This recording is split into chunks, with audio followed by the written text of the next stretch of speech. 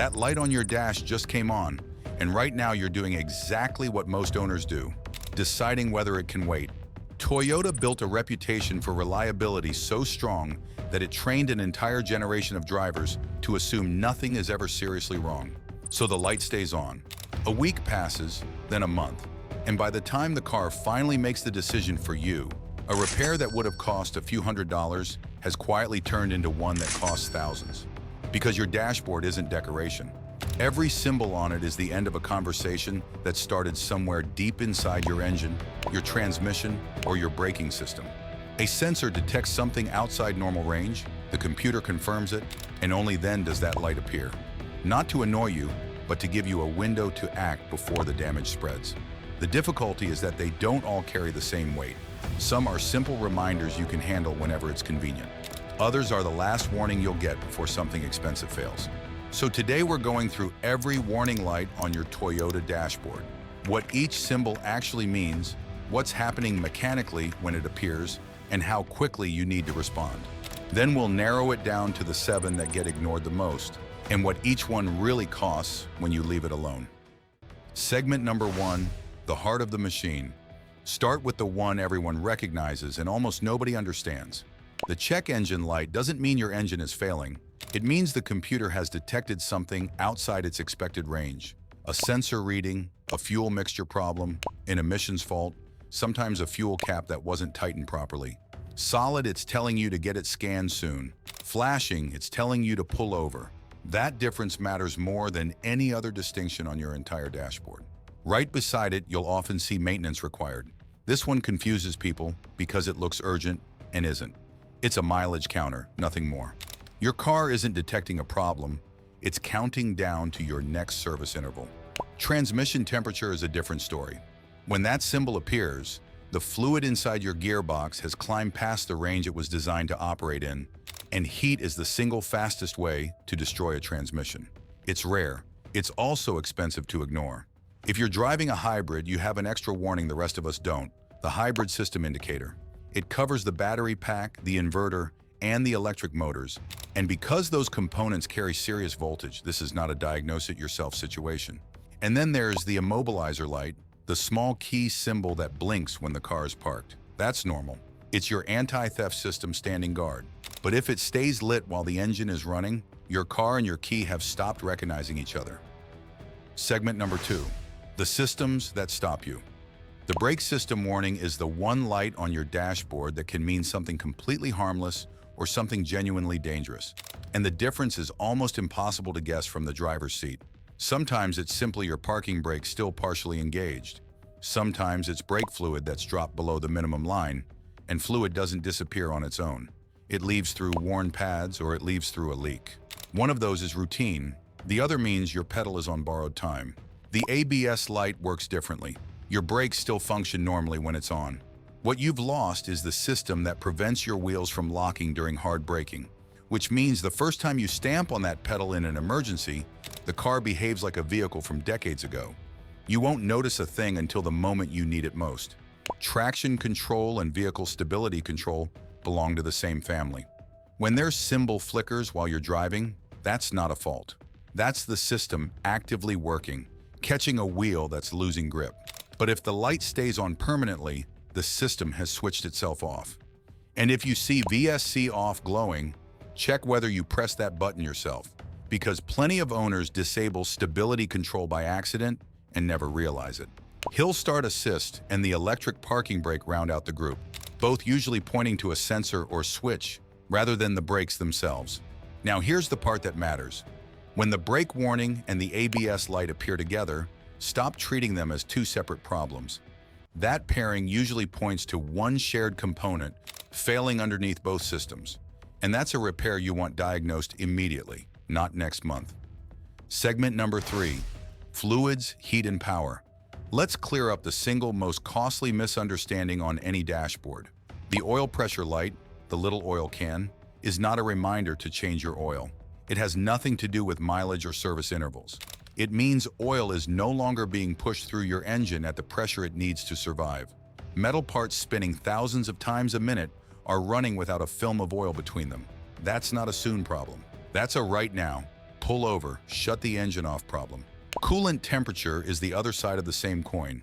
Oil handles friction, coolant handles heat. When that symbol lights up, your engine has climbed past its safe operating range.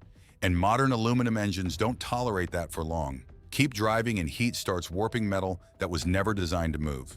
What began as a failed thermostat or a leaking hose becomes a head gasket, and a head gasket becomes a bill most owners never expected to see. The charging system light, the small battery symbol, gets misread constantly. People see a battery and assume they need a battery. Usually they don't. That light means your alternator has stopped replenishing the electrical system, and your car is now running purely on stored power. You have a limited window before the engine simply shuts down and doesn't restart. Drive it home if home is close. Don't drive it across the state. And then the easy two. Low fuel is exactly what it says, though running consistently near empty puts unnecessary strain on your fuel pump. Washer fluid is the only warning on your entire dashboard you can genuinely solve in a parking lot with a jug from the shelf. Segment number 4, rubber, airbags, and the electronic co-pilot. The tire pressure light has two personalities. Solid means at least one tire is running low. Flashing for about a minute at startup, then staying on, means the monitoring system itself has failed, and now you're driving blind to pressure entirely. The airbag symbol is the one nobody can test. You'll never know it's broken until the moment you needed it to work. If it stays lit, your restraint system has a fault somewhere and may not deploy in a crash. There's no partial version of that problem. Then there's the driver assist family: lane departure, pre-collision, adaptive cruise. These usually go dark for simple reasons. A dirty camera behind the windshield, road spray, snow, or a sensor blocked by mud. Clean the glass and they often come right back. Your headlight indicators finish the group, telling you which beams are active and whether the automatic leveling system is working as intended. So that's the full dashboard. And honestly, most of what you just heard you can live with for a few days without real consequence. 7 of them, you can't. So now you know what every symbol on your dashboard is telling you. But knowing what a light means and knowing what it costs you are two very different things. Because these 7 don't behave like the rest. They don't sit patiently while you wait for a convenient weekend. Every one of them describes damage that's already in progress, spreading quietly from one component to the next, turning a manageable repair into a bill that makes people trade the car in instead of fixing it. We're counting them down from 7. And by the time we reach number 1, you'll understand why that one is measured in seconds rather than miles. Number 7, tire pressure. It's the light everyone waves off, and it's the cheapest one to fix. A tire running 20% low flexes more than it was built to, generates heat, and wears its outer edges down while the center stays fine. You lose fuel economy immediately, you lose the tire eventually, and if it lets go at highway speed, the damage doesn't stop at rubber. Wheels, fenders, and suspension components go with it. 5 minutes at an air pump costs you nothing. A replacement tire runs $150 to $300. A blowout that takes a wheel and a control arm with it easily clears $1,000. Number 6, charging system. The battery symbol that isn't about your battery. Your alternator has stopped generating, and every mile you drive is drawing down stored power that isn't being replaced. Headlights dim, the dash flickers, then the engine dies somewhere inconvenient and it will not restart. Worse, running a battery flat repeatedly destroys it, so a single failed part quietly becomes 2. An alternator replacement typically lands between $400 and $800. Add a battery on top and a tow to reach the shop, and you're past $1,000 for a warning you had days to act on. Number 5, transmission temperature. Transmission fluid does 2 jobs. It lubricates and it transfers pressure. Heat destroys its ability to do either. Once that fluid cooks past its designed range, it thins, oxidizes, and starts leaving varnish on the internal components it was protecting. Clutch packs glaze, the torque converter overheats, and a transmission that gets driven hot doesn't fail immediately. It fails 3 months later, and by then, nobody connects it back to the light. A fluid service and a cooler line repair might cost $300. A rebuilt transmission starts around $3,000 and climbs from there. Number 4, ABS and brake together. Individually, either light is a problem. Together, they're usually one problem. a shared component underneath both systems failing at the same time. Often it's a wheel speed sensor feeding bad data to everything downstream. Sometimes it's the master cylinder or the hydraulic control unit, and that's where the number gets ugly. What you've lost in the meantime is anti-lock braking, stability control, and possibly consistent pedal pressure all at once. A wheel speed sensor runs about $200. An ABS actuator assembly regularly lands between $1,200 and $2,000. Number 3, coolant temperature. This is the point where ignoring a light stops being expensive and starts being terminal. An overheating engine warps aluminum. The cylinder head distorts, the head gasket loses its seal, and combustion gases push into your cooling system while coolant seeps toward places it was never meant to go. Push far enough and the block itself cracks. The cause is almost always cheap: a thermostat, a hose, a failing water pump, $200 to $500.